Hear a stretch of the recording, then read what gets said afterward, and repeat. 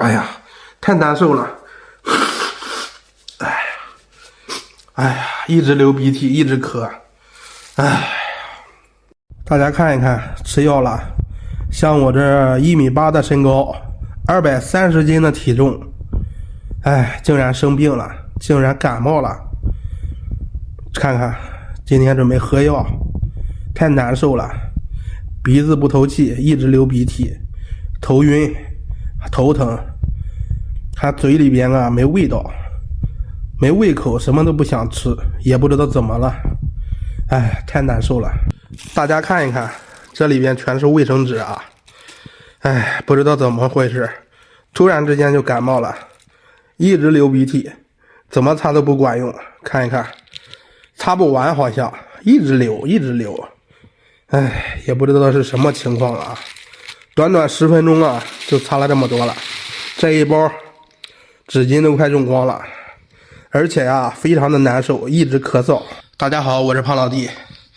现在啊，冬天啊，气温早上非常的冷，中午呢又非常的热，晚上啊又非常的冷，天气温差呀变化太大了。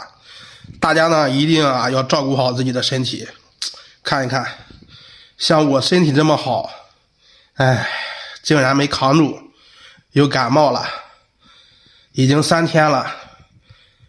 昨天吃了1天的药，今天啊又吃药，还没有好，一直流鼻涕，不知道怎么回事，反正啊就是一直咳嗽，全身啊也是发热，哎，感觉好难受啊，不知道怎么回事。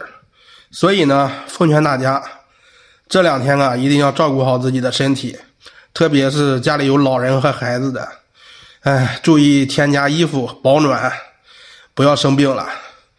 生病啊真的是太难受了，哎，花钱还不重要，主要就是身体难受啊，流鼻涕，头疼，头晕，还咳嗽，嗓子疼，浑身还发热，吃什么都没胃口。反正啊我现在都是这个症状，不知道怎么了，也不知道啊要多久才能好。哎，不说了，喝药。哎，把这个药喝了，睡一觉，看看明天好不好吧。